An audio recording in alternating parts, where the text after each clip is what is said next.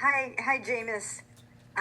Just wondering, I think the question that's on a lot of Browns fans' minds and a lot of people's minds, what kind of person, in addition to the football player, what kind of person are the Browns getting? What kind of character? And perhaps maybe how have you changed over the past, how many every years? The person that this organization is getting is first and foremost a man of God and faith, who is about increase. And in terms of changing over the course of the past few years, significantly, 4 years ago, I got married to the love of my life, my high school sweetheart. So not just being a man of God, but a husband and a father of two kids. So priorities change when you see and know that things are bigger than you. So I'm here to do what God called me to do, and that is to lead and advance His kingdom in any way, shape, or form. So that's the man that you're getting. Thank you. Thank you.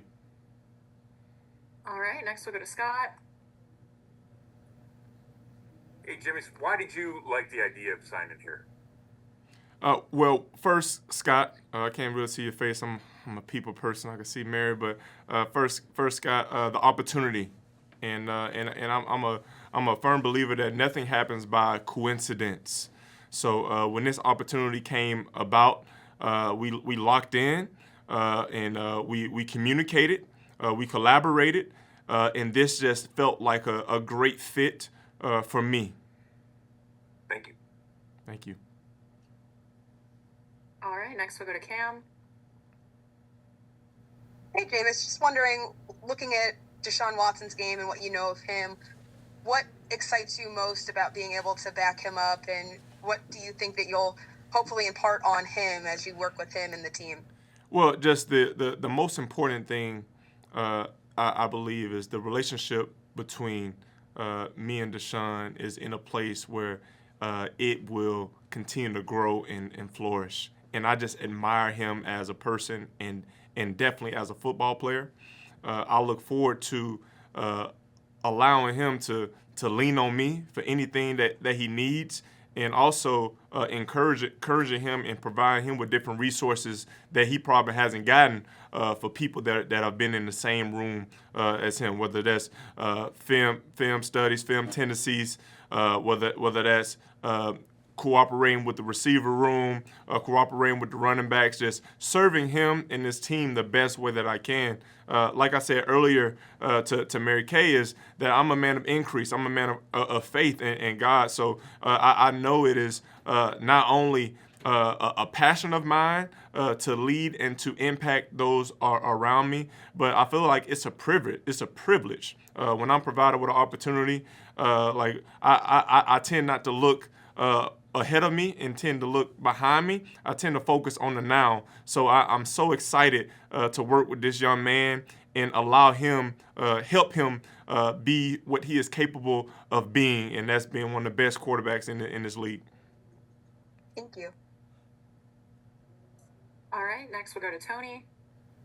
Hi. I'm not able to hear you real good, Tony.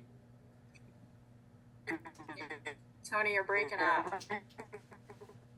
Tony, I didn't know. Back to you. Tony, I didn't know Cleveland had bad service, man. We in some mountains. You out fishing on the lake? Not with this weather. All right, we're gonna move on to Tony. Tony's ice fishing. All right, we'll go to Dan. Hey, Jameis, welcome to Cleveland. Yeah. Can you hear me now? Oh, there's... Yes, I got you, Tony. Okay, well, I'll go. All right, Dan. You've mentioned helping DeShaun, and obviously I know you're a guy that wants to be a starting quarterback again in this league, but since you left Tampa, how have you sort of learned to embrace, being the backup and everything that goes into it, and the importance of that role?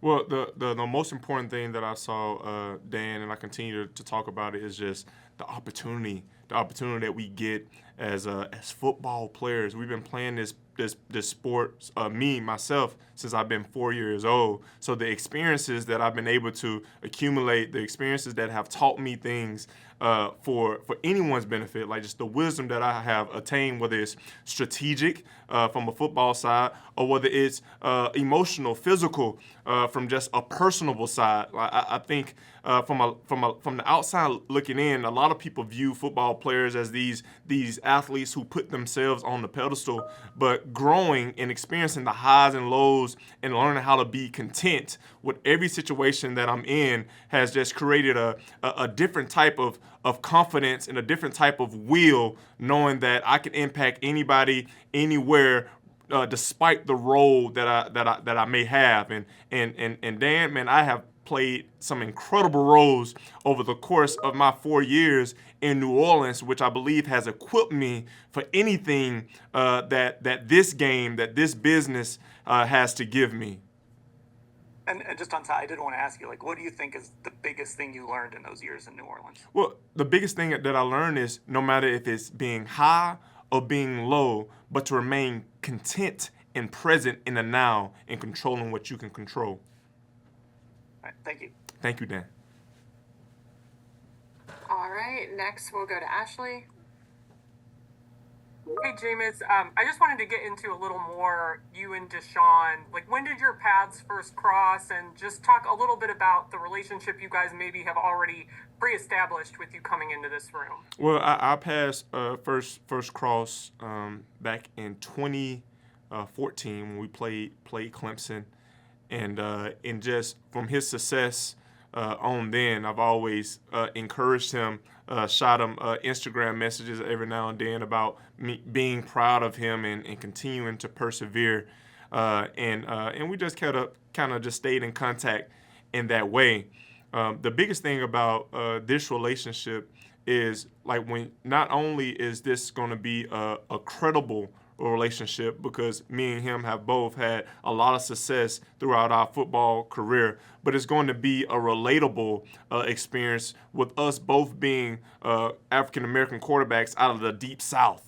Right, so I've experienced some of the certain things that he's experienced throughout his career, which allows him to be able to depend on me or to lean on me to different specific avenues that he might want to pursue, or any questions that he might have. But one of the biggest things that I'm bringing to DeShaun is just really support and encouragement, because he has achieved so much, and that's why he is this organization's franchise quarterback. But as a lot of us know, like, we all make this ship go. So every role, the role that you guys play, the role that I play, the role that the radio guys play, the coaches play, we're all in this together.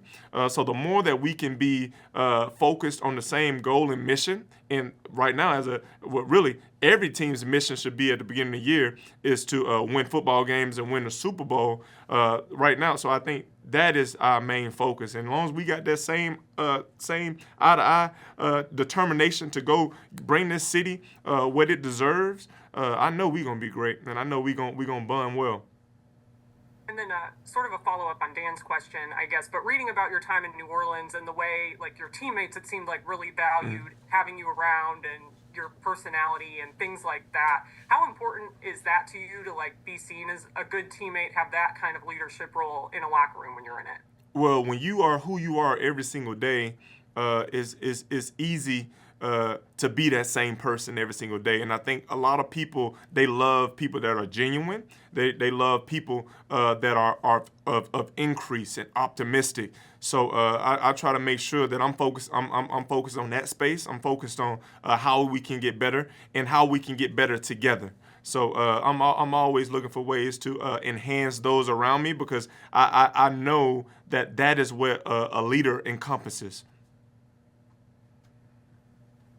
All right, we'll take two more. Tony, I think you might be good now, so let's try it. How's this? There he sorry is. Hey, I wanted to ask a follow-up to Ashley asked about your relationship with Watson. But my other question would be, when when the Browns, at which point were you aware the Browns were pursuing you in free agency? And was there conversation among you and DeShaun prior to signing? There wasn't any conversation with me and DeShaun prior to signing, but there has been conversation with me and DeShaun since the signing. And during the free agency process, I mean, you talk to certain teams, you develop relationships. Typically during the tampering period, 2 days before the new league year. So my agent, I have an incredible agent who was on top of the relationship and feedback with the Cleveland Browns since the combine time. So I'm thankful that I have people that are expertise at what they do. To speak on my behalf, that I'm able to communicate and know me well enough to be able to share that same vision with whoever wanted to pursue me. But like I said, like this opportunity really stood out because of one, the great organization that it is. Two, the incredible fan base and incredible people that this city possesses. And three, just the opportunity to remain grateful and to build and influence others around me. Thanks, man. All right, and last one from Mary Kay. Yeah, Jameis, I just want to follow up a little bit on the support system that you can be for DeShaun. And everybody knows that, he's gone, what he has gone through off the field, and you have had some similar situations, or I don't know if similar is the right word, but you have had some off the field issues as well.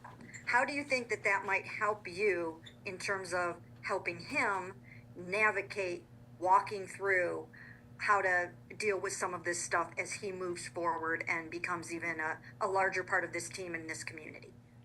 Yes, throughout everyone's life, they are given certain circumstances, conditions, and facts. But just because you are presented with those things doesn't mean that those things have to define you.